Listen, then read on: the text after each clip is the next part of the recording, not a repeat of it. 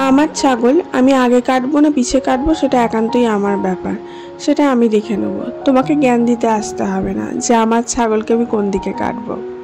ঠিক এক্স্যাক্টলি এরকমই মনোভাব আমরা মারা নিয়ে থাকি যে আমার বাচ্চাকে আমি বকবো তো ঠিক আছে, কিন্তু পৃথিবীর অন্য কারোর বকা চলবে না। আমি বুঝে নেবো সে বদমাশি করছে, তাকে বকবো আমি, এবং দিন শেষে আদরটা আমিই করব। এবং অন্য কেউ সে জায়গায় বকলে কিন্তু সেটা সহ্য করব না। সেটা তার বাবাও হতে পারে, ঠাকুমা দাদুও হতে পারে। এরকমই একটা মনোভাব নিয়ে আমিও বিশ্বাস করি। আমার মনে হয় বাইরে যখন দুষ্টুমি করবে, বদমাশি করবে, কারোর কাছে আমি আমার মেয়েকে ছোট করব না, বকবো না বা কোনো কিছু করবো না। কারণ আজকালকার বাচ্চারা প্রচণ্ড সেন্সিবল হয় এবং তারা একটুতেই ইগোতে নিয়ে নেয়, যেহেতু তারা ওয়ান অ্যান্ড অনলি চাইল্ড হয় ঘরের মধ্যে এবং একটু প্যাম্পারটা বেশিই পায়। তার জন্য তাদেরকে ঘরে নিয়ে এসে বোঝানোটা সব থেকে বুদ্ধিমানের কাজ। Hello everyone, this is Ivy, welcome back to my channel. Isha স্টাইলিজে একটা নতুন সকালে, আই থিঙ্ক সবুজে ভরা সকালে তোমাদের সকলকে ওয়ার্ম ওয়েলকাম জানাই। একটা সিম্পল ফ্যাক্টে আমি বিশ্বাসী যে জিনিসটা আমি পাইনি, যে জিনিসটা আমি করতে পারিনি, বা যে জিনিসটা আমার মনে অপূর্ণ রয়ে গেছে, সেই সমস্ত জিনিস আমার মেয়ে যাতে পায়। এবং যে বাধাগুলো আমাকে ফেস করতে হয়েছে, যে প্রবলেমগুলো আমাকে দেখতে হয়েছে, যে প্রবলেমগুলো আমাকে একা একা সলভ করতে হয়েছে, সেগুলো যেন ওকে কখনো করতে না হয় এবং পাশে যেন ও আমাকে সবসময় পায়।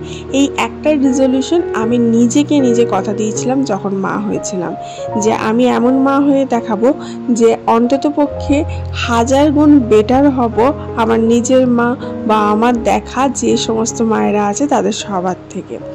তো এই বিশ্বাস নিয়েই আমার মনে হয় এই পন্থাটাতে চলাই আমার বেটার মনে হয়।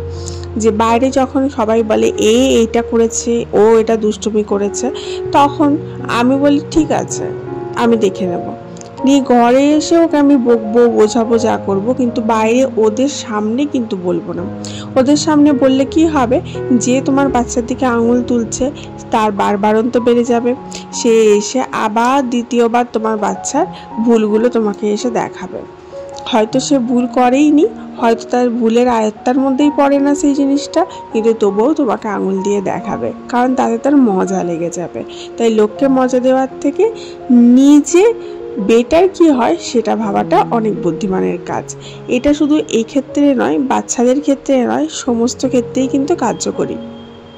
অনেক সময় আমরা হাজব্যান্ড ওয়াইফ বাইরের লোকের কথা শুনে ঝগড়াঝাটি করতে থাকি, বা বাইরের লোক ইনফ্লুয়েন্স করে দেয় আমাদেরকে ঝগড়াঝাটি করবার জন্যে। তার জন্য যা হবে ঘরের ভেতরে করাটাই বুদ্ধিমানের কাজ। রিসেন্টলি একটা ওয়েব সিরিজ দেখছিলাম, রানা নাইডু। তো ওখানে দেখাচ্ছে যে বউটাকে বরটার বিরুদ্ধে বলছে যে তোমার বর তো এই করে বেড়ায়, এই করে বেড়ায়, বউ তুমি কি জানো তোমাকে বলে করে, এরকম বলছে ওকে। তো ও বলছে হ্যাঁ, ও আমাকে বলেই সমস্ত কিছু করে।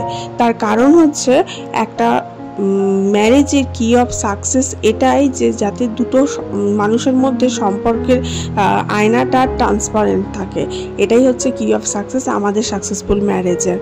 তো ওকে কিন্তু বলে না, ও কিন্তু রাগটা পরে দেখালো বরকে, কিন্তু জিনিসটা কিন্তু ওর সামনে ওর মুখটা বন্ধ করে দিল, যাতে ও মুখ খুলে আর দ্বিতীয়বার না বলতে পারে। এই সামান্য সামান্য জিনিসগুলো যদি আমরা নজরদারি করতে পারি না, আমাদের সম্পর্কগুলো অনেক বেটার হয়। আজকে সকাল থেকে উঠে অল্প বিস্তর কাজ করেছি। এই নতুন ফ্যানটা কিনলাম, এটা হচ্ছে ডিজাইনার ফ্যান। আমার কালেকশনের মধ্যে এই প্রথম একটা ডিজাইনার ফ্যান যুক্ত হলো, যেটা শুয়ে শুয়ে দেখতেও আমার বেশ ভালো লাগছিল। এখন একটু রেডি হয়ে নিয়েছি, আমরা যাব বকুলতলায় মেলা বসেছে, দেখতে যাব তুমি আমি, জাস্ট কিডিং। আমাদের এখানেই রথের মেলা বসেছে এবং রথের মেলা দেখতে যাব বলে তৈরি হয়ে নিয়েছি। অ্যাকচুয়ালি দেখতে যাওয়ার কথা ছিল না, কারণ যা বৃষ্টি হচ্ছে চারিদিকে কাদা হয়ে থাকবে, বাট মেয়েটার এত জোর জবরদস্ত যে ওকে নিয়ে যেতেই হবে, ওর সব ফ্রেন্ডরা যাচ্ছে, তার জন্য মেয়েটাকে নিয়ে একবার ঘুরে আসবো বলেই যাচ্ছি। তো এমন পরেছি যাতে পায়ে একটুখানি উঠে থাকে, এরকম প্যান্টটা পরলাম যাতে কাদাটা কম লাগে। আর তার মধ্যেই বেশ সাজগোজ করার পর না একটু মাইন্ডের মধ্যে না গান বাজতে থাকে, মনে হয় যেন একটু ডান্স করি। তো আমি এখানে ওই গান করতে করতে একটু ডান্স করে নিচ্ছিলাম। এরপরেই আমরা বেরিয়ে যাব। মেলাতে খুব বেশি যে কিনবো সেরকম কিছু না, অল্প বিস্তর কয়েকটা কেনাকাটা করব, অল্প বিস্তর ঘুরবো, কিন্তু খুব বেশি কাদা হলে বেশি ঘুরবো না, কারণ কাদা আমার একদম পছন্দ নয়। তোমরা কিন্তু টুক করে একটা লাইক আর শেয়ার আর সাবস্ক্রাইবটা করে দিও, কারণ বারবার বলি ভুলে যাও তুমি, তার জন্য বারবার মনে করিয়ে দিই। তো আবার একবার মনে করিয়ে দিলাম। তো চলো এখন বেরোনো যাক। আর এই যে রেডি হয়ে নিয়েছি, হাজবেন্ডমশাই অলরেডি বেরিয়ে গেছে, সে নিচে আগেই রেডি হয়ে বেরিয়ে চলে যায়, কারণ তার আবার গাড়ি টাড়ি পরিষ্কার পরিচ্ছন্ন করতে হয় আর কি, মানে গাড়িটা ঝাড়ে একবার আর কি, কভার দেওয়া থাকে, বেরোবার আগে একবার করে ঝাড়বে। বাইকটা তো কভার খোলাই থাকে, আজকে 4 হুইলারে যাচ্ছি, যখন তখন বৃষ্টি এসে যেতে পারে তার জন্য, যদিও আমার 4 হুইলারে কোথাও যেতে একদমই না পছন্দ, আমার তো বাইক রাইডটা বেশি পছন্দের, আমার বেশি ভালো লাগে।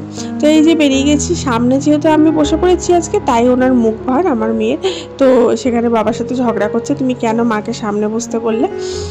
ওর বাবা বললো তুমি আজকে একটু সামনে বসো, প্রতিবার আমি ড্রাইভারের মতো সামনে বসি আর তোমরা পিছনে বসো প্যাসেঞ্জারের মতো, তো আজকে সামনে বসো বলে বসলাম। তো খানিকক্ষণ রাস্তা যাওয়ার পর আমার মেয়ে আবার সুইচ করে চলে আসে সামনে, সে বলে যে না আমাকেও বসতে হবে। আর এখানে বাবার সাথে ওই নিয়ে কথাবার্তা বলছে, আর সব থেকে বড় কথা ও একটা লিস্ট বানিয়েছিল কি কি কিনবে মেলায়, তো সেই লিস্টটা ও আনতে ভুলে গেছে। তো বাবাকে বলছে তুমি গাড়ি ব্যাক করো, তো বাবা বলছে আমি কি আবার গাড়ি ব্যাক করবো, আমি বললাম কোনো দরকার নেই, ও যে লিস্ট বানিয়েছে সেটা ওর মাথায় থাকবে, চলো বেরিয়ে চলো। এটা হচ্ছে দুর্গাপুরের একটা ওয়েল নন জায়গা, যেখানে হয়তো সবাই প্রতিদিন প্রায় পার করে যারা এই আরামোর সংলগ্ন জায়গায় থাকে। তো কেউ যদি বলতে পারো তো কমেন্ট বক্সে জানিও যে এই জায়গাটা কোন জায়গাটা। এখানে একটা খুব ফেমাস মাংসের দোকান আছে, যেখানে প্রচুর ভিড় হয়, যেখানে সমস্ত রকমের পাওয়া যায় আর কি, চিকেনের আইটেম পাওয়া যায়, চিকেন, হাঁস, ব্রয়লার, কান্ট্রি চিকেন সমস্ত কিছু পাওয়া যায়। যাই হোক, আমরা এই করতে করতে মেলায় পৌঁছে গেলাম। মেলায় পৌঁছে দেখি বৃষ্টি হয়নি কিন্তু কাদা রয়েছে, তো গিয়েই 1 কাপ করে চা খেলাম। চা খাওয়ার পরেও গরমটা আরও বেশি করে গেল। আর এখানে জগন্নাথ দেব চলে এসছেন। এই মেলায় না এই রথের সংলগ্ন সময়ে আমি খুব যাই, তার কারণ হচ্ছে জগন্নাথ দেবের দর্শন পাওয়া যায়। এটা হচ্ছে দুর্গাপুরের সবথেকে বড় মেলা, এবং এইখানেই সবথেকে বড় জগন্নাথ দেব আসেন এবং এখানে অনুষ্ঠান হয়, এবং দুর্গাপুরের সবথেকে বড় রথটা এখানে আসে। তো সেই রথটায় গিয়ে রথটা টানিয়ে আমার মেয়েকে টানাই, কারণ রথ টানা তো ভাগ্যের কথা, এবং রথ টানাটা আমাদের কালচারের মধ্যে বিলং করে। তার জন্য এই যে দেখতে পাচ্ছ বিশাল বড় একটা রথ, আমাদের দুর্গাপুরে এটাই সম্ভবত সব থেকে বড় রথ। এবং এই যে রথের দড়িটা আমরা টানছি সবাই মিলে, আর প্রচুর ভিড় ছিল। তো সেই ভিড়ের মধ্যেই ঠেলাঠেলি করে কোনো রকমের রথ টানলাম, অ্যান্ড কিছু কেনাকাটা করলাম। কেনাকাটার ভিডিও আর করতে পারিনি কারণ প্রচণ্ড গরম করছিল। ফাইনালি এখানটা একটু ফাঁকা ছিল, এটা হচ্ছে আচারের দোকান।